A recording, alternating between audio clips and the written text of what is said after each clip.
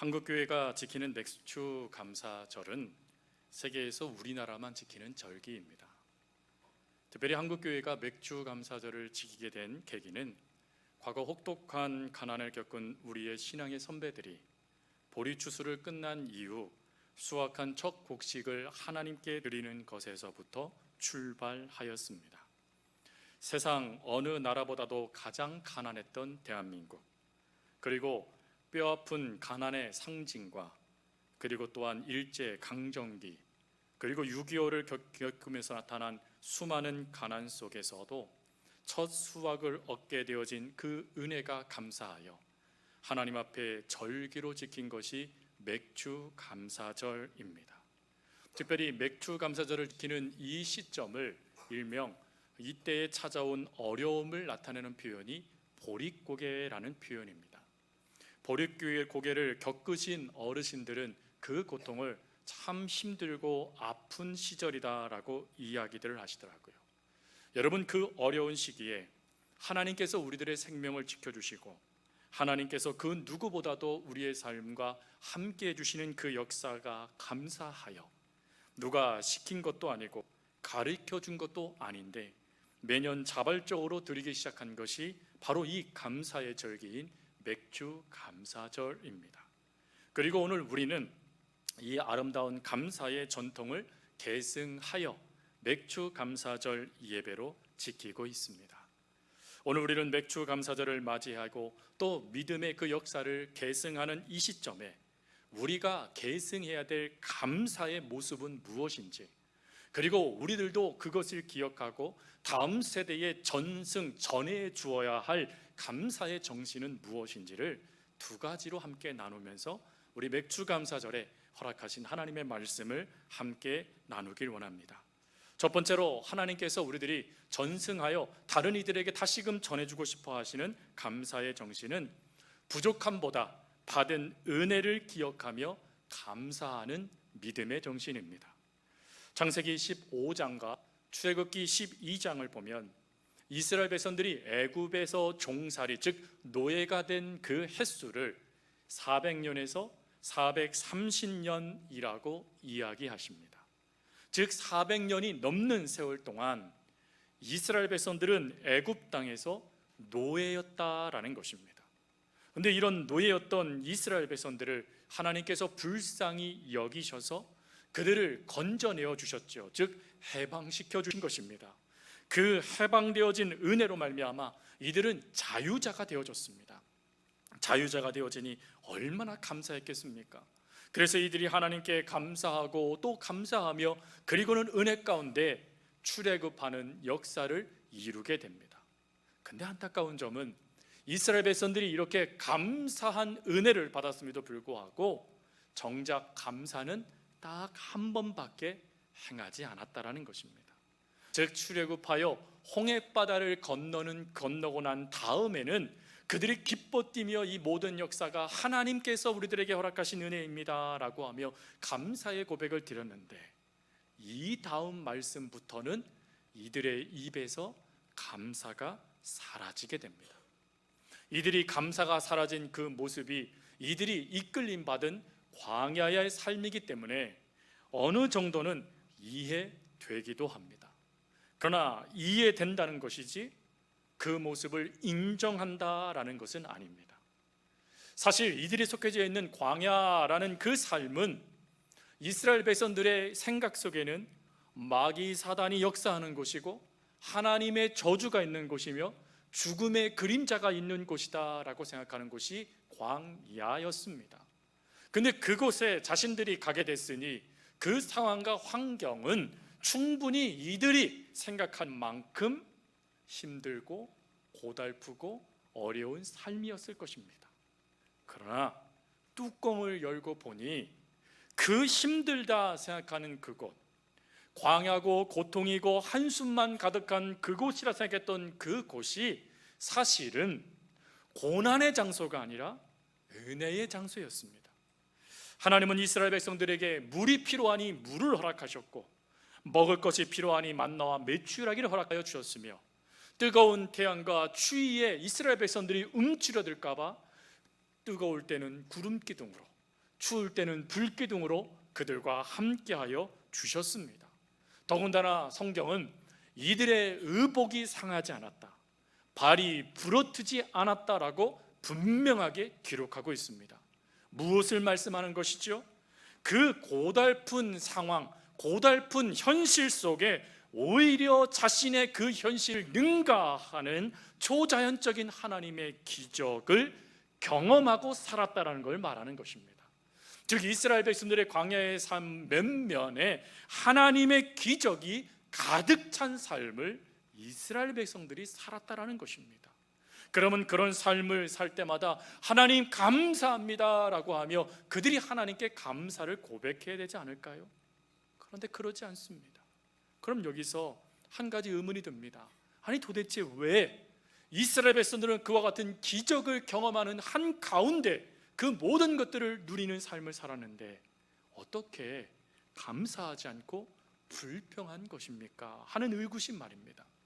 여러분, 그 이유는 한 가지의 선택 때문이었습니다. 그 선택은 감사보다 부족함에 집중하는 선택 때문이었습니다. 심리학적으로 이 부족함에 대한 이 연구들이 참 많이 발표되고 연구되었는데 그 내용들을 규합하면 이 부족함에 집중하게 될 때 나타나는 세 가지의 모습이 있다고 합니다. 그 첫 번째 모습은 이 부족한 것에 집중하다 보니 그 충족되지 않는 생리적, 신체적인 욕구에 직면할 때 안타깝게도 우리의 사고의 과정이 방해를 받는다라고 합니다. 즉 바르게 사고하고 바르게 판단했던 내 생각이 어느 순간부터 잘못된 판단을 내리고 잘못된 결정을 내리게 만드는 것이 바로 이 부족함에 집중할 때 나타나는 모습이라고 하죠. 또 이 부족함의 두 번째 특징은 충족되지 않는 니즈, 즉 욕구에 대한 그 모습에 극심할 정도로 관심을 집중한다라는 것입니다. 즉 아직 내가 부족하다 느껴졌던 그것에 매몰되어져 그 어떤 것도 보이지 않고 부족한 것에만 모든 마음을 빼앗겨 버리는 상태, 그게 이 부족함에 매료된 사로잡힌 사람들의 두 번째 특징이라는 거예요. 그리고 세 번째 특징은 뭐냐면 이 부족함에 집중하다 보니 정신적으로 고갈되기 시작한다는 합니다. 그래서 정신적으로 고갈되다 보니까 문제는 아까 조금 전에 매몰됐다라고 말씀드렸잖아요. 매몰되다 보니까 근시안 쪽으로 상황과 환경을 보게 됐다라는 것입니다. 그리고 근시안 쪽으로 바라보게 되다 보니까 문제는 사실을, 실제로 그들이 경험한 그것을 왜곡하며 평가하는 모습이 나타나더라는 것입니다. 이것이요 부족함에 집중한 자들의 모습이라는 거예요. 근데 이 모습이 성경 말씀에 보면 가나안 땅 목전에까지 이끌음을 받고 있는 이스라엘 백성들의 모습이었고, 가나안 땅에 들어가서도 이스라엘 백성들에게서 보이는 모습입니다. 이들이 왜 불평했다고요? 이들이 왜 원망했다고요? 부족함에 집중하니 하나님을 놓친 것입니다. 그러나 이런 부족함에 집중하는 모습을 뛰어넘는 은혜가 우리에게 주어지는데 그 은혜는 감사를 선택했다라는 것입니다. 여러분, 감사를 선택하면 장수할 수 있습니다. 자, 아멘을 안 하세요? 이 땅은 힘들고 어려우니 그냥 얼른 하나님 데려가세요 그러고 싶으세요? 에이, 거짓말하지 마세요. 오래 살고 싶으시잖아요. 오래 살되 행복하게 살고 싶으시잖아요. 근데 여러분, 감사는 장수를 일으키는 능력이 된답니다. 이거 제 얘기가 아니라 미국에서 이 뇌과학 전문가들이 감사라는 이 힘이 얼마나 큰 힘일까를 10여 년간 연구를 했답니다. 그 연구를 했더니 한 가지가 밝혀졌는데, 그것은 감사를 하는 사람들은 놀랍도록 이 뇌세포의 보상회로라는 이 세포가 있는데, 이 세포가 모든 뇌세포와 연결을 해버린답니다. 그래서 모든 연결이 되어진 이 뇌세포의 보상회로가 끊임없이 마음속의 즐거움과 기쁨과 감사와 그리고 그 삶을 살아갈 수 있는 엔돌핀을 활성화시키도록 명령을 내린답니다. 그러면 그 명령에 의해서 이 뇌가요 늙지를 않기 시작한대요. 뇌가 늙지를 않을 뿐만 아니라 더 중요한 것, 삶이 기뻐지고 삶이 감사가 되니까 사람의 수명이 7년이나 늘어나더라는 것입니다. 제가 그 연구 논문을 이렇게 보면서 문득 우리 교우들이 생각이 나더라고요. 여러분, 저희 교회는 성경에 보면 60세 정도 되면 은퇴하고 또 그걸 통해서 또 삶에 이제 모든 것을 내려놔야 돼 하는 것이 우리들의 모습인데, 성경은 강건하면 80까지라고 말씀하지 않으십니까? 근데 저희 교회는요 80부터죠. 저희 교회는 80 이하는 그냥 젊은이입니다. 젊은이. 왜 그렇지요? 저희 교회가 장수의 복을 받았거든요. 그럼 왜 장수의 복을 받았을까? 이 답이 여기 나오더라고요. 그 이유가 뭐라고요? 감사했기 때문이라는 거예요. 사실 1세대들의 그 고통은 말로 표현 못할 것입니다. 저희는 그나마 편안하게 신앙생활 하는 것이죠. 하지만 1세대들, 특별히 제주 땅에서 괜당 문화에서 벗어나 하나님을 믿기 시작한다는 것은 모든 걸 포기하는 걸 말하는 것입니다. 근데 모든 걸 포기하면서도 뭘 놓치지 않았냐면 감사를 놓치지 않았다는 거예요. 감사를 놓치지 않으니까 하나님이요 장수의 복을 허락하시더라는 거예요. 그러니 저희 교회 1세대들을 통해 우리가 배워야 될 게 뭐예요? 감사하는 삶인 거예요. 여러분 2세대, 3세대, 4세대 우리 귀한 믿음을 이어가는 성도님들, 감사를 놓치지 않는 성도님들 될 수 있기를 바랍니다. 그리고 이 감사는 육신적으로 이와 같은 복만 허락하는 것이 아니라 영적인 복도 허락한답니다. 그 영적인 복은 부족하다 느껴지는 순간에 하나님을 바라보게 하는 힘을 더해준다는 거예요. 여러분, 우리가 좋아하는 시편 말씀이 시편 23편이죠. 시편 23편 1절 말씀은 이것입니다. 여호와는 나의 목자시니 내게 부족함이 없으리로다. 아멘. 여러분, 이 고백을 한 이는 다윗이죠. 여러분, 다윗의 삶은 참 은혜로운 삶이었습니다. 복 있는 삶이었죠. 그러나 그가 이렇게 고백한 대로 과연 부족함이 없는 인생이었을까요? 그렇지 않습니다. 그는요 아버지의 사랑에 목말랐던 인물이었습니다. 사무엘이 기름을 부기 위해서 그의 아버지 집에 방문하게 됐을 때 부름도 받지 못하는 인물. 형제의 사랑은요 역시 결핍되었죠. 형제들은 다윗을 다윗으로 인정하지 못합니다. 오히려 장난꾸러기, 철부지로 취급해버립니다. 그게 형제들의 평가였어요. 또 여러분, 자신이 아버지가 되었을 때는 어떻습니까? 안타깝게도요 아버지의 사랑을 제대로 받지 못하니 사랑을 전해주지 못하는 거예요. 사랑을 전해주지 못하니 압살롬의 반역이 나타나게 되어졌고, 또 압살롬의 반역을 끊을 수 있는 그 기회가 주어졌음에도 불구하고 그 기회를 놓치게 되어지니 안타깝게도 가정이 깨어지는 고통을 겪었던 인물이었습니다. 더군다나 자신의 충신이었던 인물이 반대편에 서서 자신을 죽이려고 달려들 정도였어요. 그러니 다윗의 인생은 부족함의 인생이었습니다. 근데 그런 부족함의 인생이었던 다윗이 놓치지 않은 것이 있었는데, 그것은 부족함이 발동될 때마다 감사를 선택했다는 것입니다.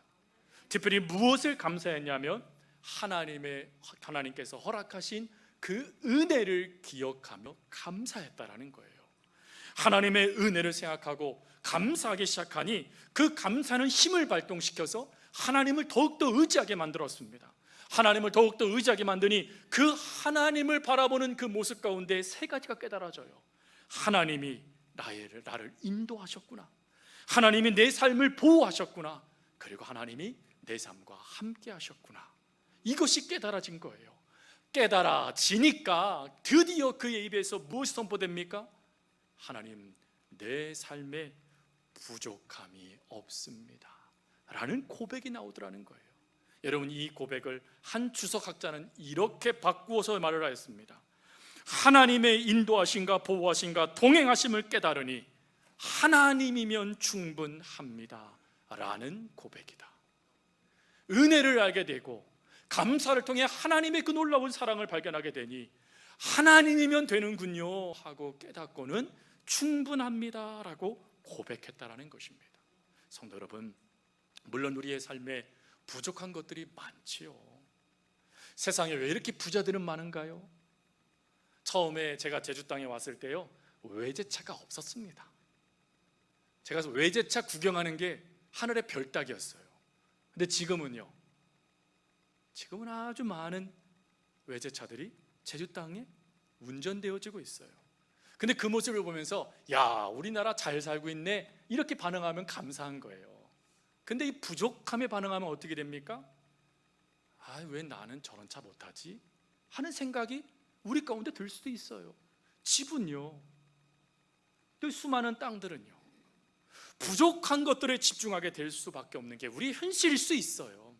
그런데 말입니다, 그 부족함에 우리가 무너지지 않고 매몰되지 않고 근시안적으로 반응하지 않도록 하나님은 우리 속에 신앙을 전수해 주신 것이 있는데, 그것이 감사라는 것입니다.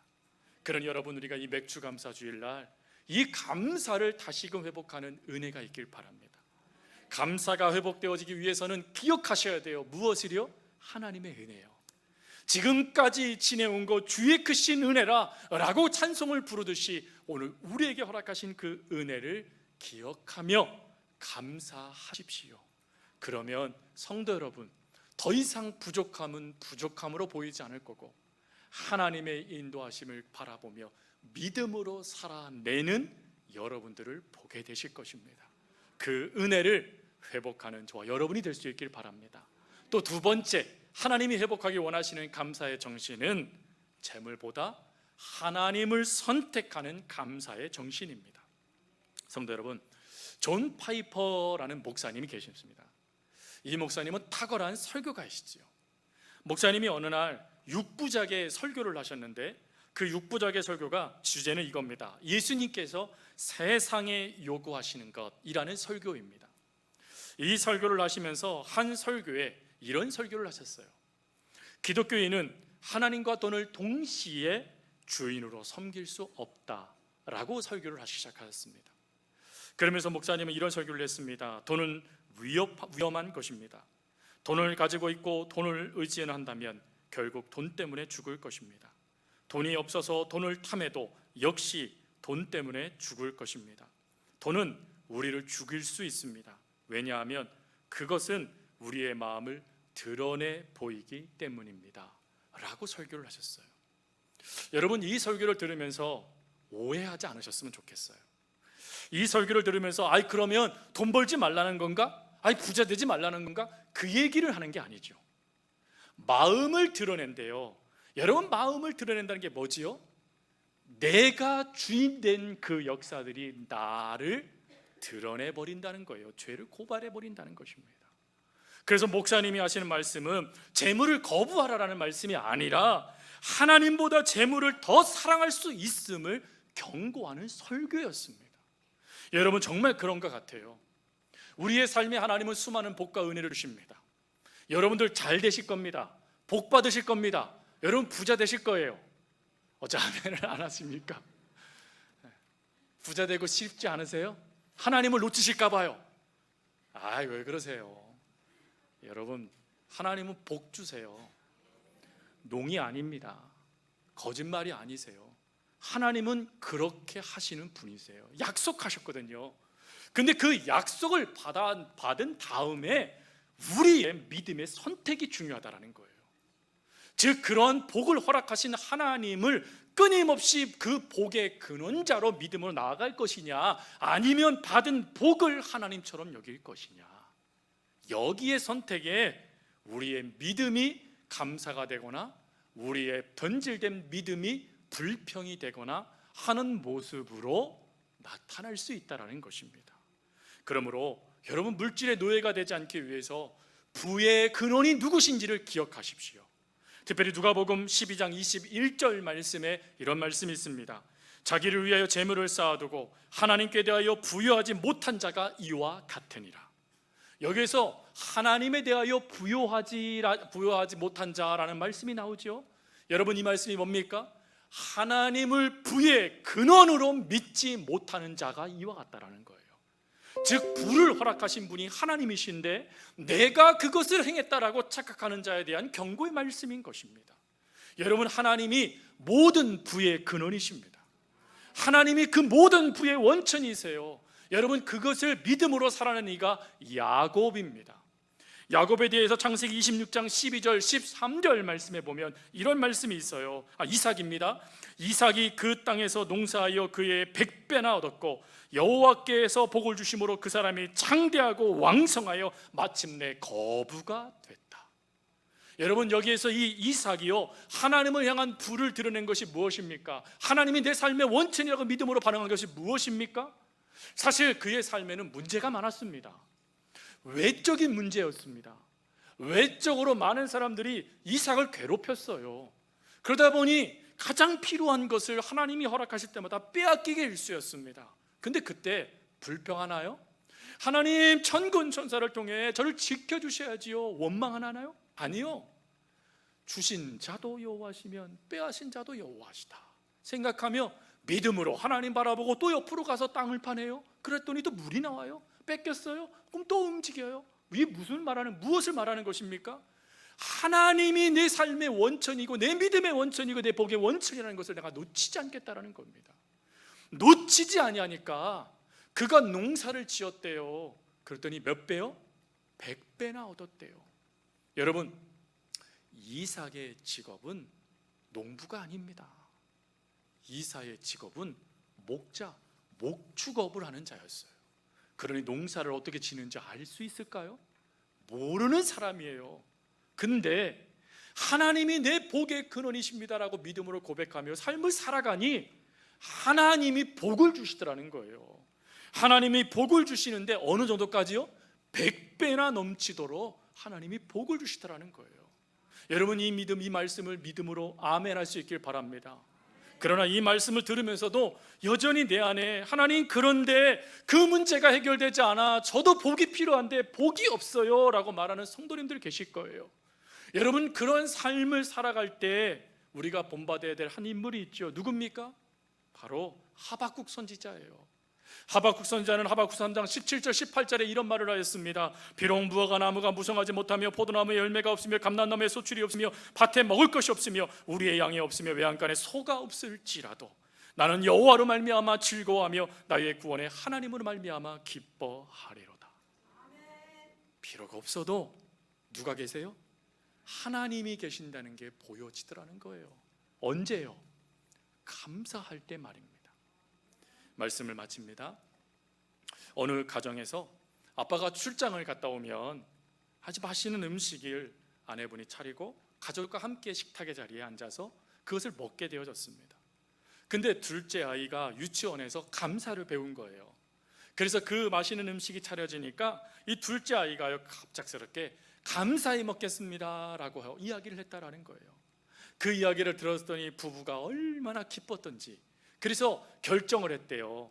매 순간 식탁의 자리에 앉을 때마다 감사합니다 하고 먹기로 말입니다. 그런데 그것이 어느 날 그만 문제가 발생됐다랍니다. 그게 뭐냐면 식탁에 딱 앉았는데 반찬이 달랑 2가지만 놓여졌다라는 것입니다.